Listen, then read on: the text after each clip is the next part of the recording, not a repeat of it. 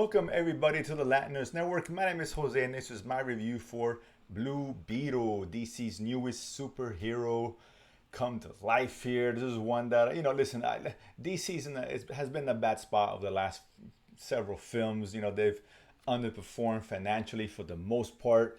This was not going to change that trend. It's not projecting very well, and I get it. It's a very kind of an unknown hero, but I'm rooting for it. I was very excited about this one, not because it's a superhero film. I'm a fan of the genre. Who isn't? But because finally, for the first time, we're getting a Latino superhero character on the big screen. This is actually a very big thing. This is the Latin Nerds Network. This is what I root for because let's be honest, the Latino, persuasion is how do I say this? The least underrepresented in Hollywood. It's grossly, egregiously underrepresented in Hollywood, and we are the biggest minority, and don't get enough due when it comes to Hollywood and movies and all that. And the superhero genre is no different.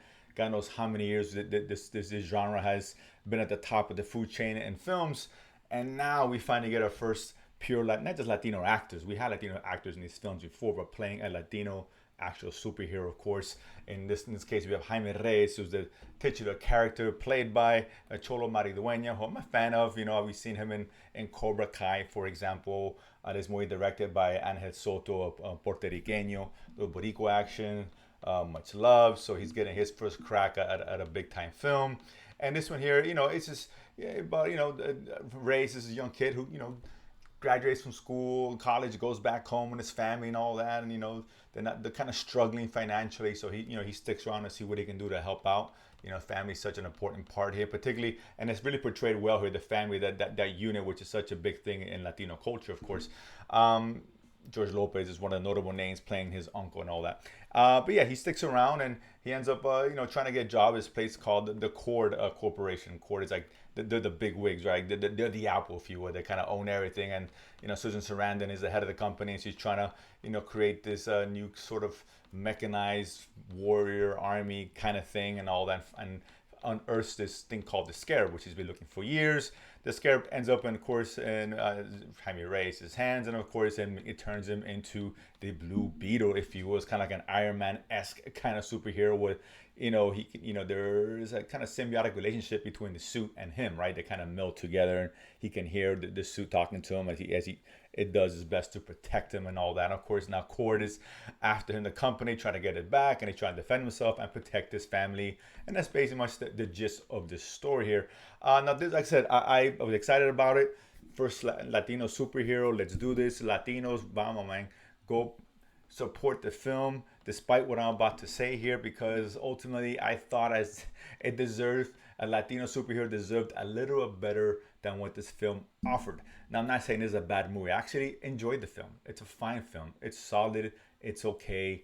It's entertaining, but doesn't really reach any great heights. And it's kind of a mixed bag where you can sense a great movie in there, but it struggles with a lot of typical tropes, particularly in the third act, which is kind of uneven and some really cheesy moments. The typical kind of CGI fight in the end, the kind of things we've seen time and time again. But it has some good stuff going for it, particularly Maridueña. I thought he's really good. He's very likable here. He's a guy you can root for, and that's very important. At the core, if that doesn't work, the whole movie fails, and he works.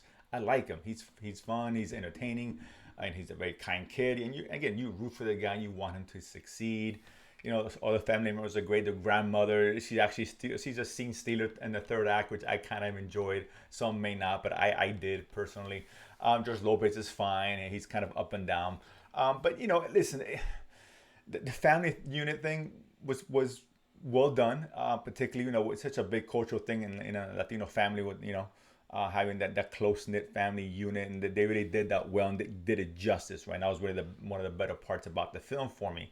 The CGI was good and all that. Some really cool moments here and there. Again, it was some funny moments, entertaining, some stuff. Actually, but things we've seen this so many times. There's nothing really that really sticks out here that would say, man, you guys gotta go see this film, other than it being a landmark film for the Latino community. So it's kind of a shame. Again, not something.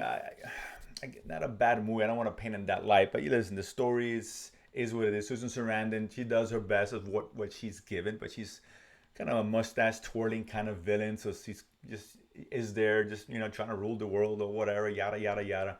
We've seen it 100 times. If it was not for Mario Dueñas' performance, his likability, and his screen presence, this movie probably wouldn't have worked anywhere near as well as it did. But again, listen, it's lights. It's a good family film. Entertaining, and despite what I'm saying here, I'm gonna recommend it that you guys go to the theaters because I want this movie to do well. I really do. I am rooting for it because we want more representation like this in the future. I doubt that's gonna happen in terms of this particular box office for this film, but again, well made for the most part, uneven. There's nothing spectacular about it. It's kind of a run of the mill superhero film. I gotta be fair. I gotta be unbiased, despite my feelings on this subject with the representation and all that.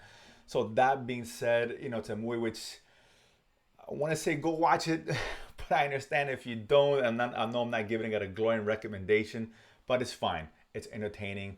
It has moments. It looks nice, and I think it's if nothing else, you can definitely watch it at home. If you got nothing else to watch in the theaters, you've seen Barbie 1,000 times, like everyone has apparently, and Oppenheimer, which you should watch 1,000 times, like at least once. Go check this one out. If you like the superhero genre, you're into DC, I think they did a good enough job to entertain you for the 2-hour runtime. Just don't expect anything great. So Blue Beetle, that being said, you guys are going to watch it, check it out, comment below, let me know where you guys thought. And of course, if you haven't done so already, subscribe below and feed my need to go to the movies and talk about it afterwards. See you guys next time.